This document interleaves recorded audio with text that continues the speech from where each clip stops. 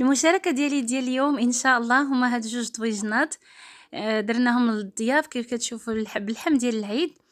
المهم بالنسبة للطياب ديالو، صراحة طيباتو مرات عمي. الطياب ديالو كيف كدير ليه هي كتشد اللحم كتحطو في الطاجين، كدير معاه واحد شوية ديال الماء وكتخليه كيتقلى في داك الماء مزيان مزيان بحال كيطيب فيه. من بعد ما كيتقلى تقلّبو من بعد كدير ليه شوية ديال الملحة، وكدير التوابل ديال الإبزار، حرقوم بلدي، شوية التحميرة، القزبور ومعدنوس، شوية القزبور يابس، صافي وكتحركو مزيان مزيان في هاديك الشرمولة حتى كيتشرب مع داك شوية ديال الماء، كيبقى واحد شوية ديال الماء. وكدير المهم قزبر ومعدنوس كي قلت ليكم. ومن بعد كتضيف تخلي تقادو ودير فوق منه البصلة مشلضة، ما كديرش البصلة من الأول، ما كديرهاش.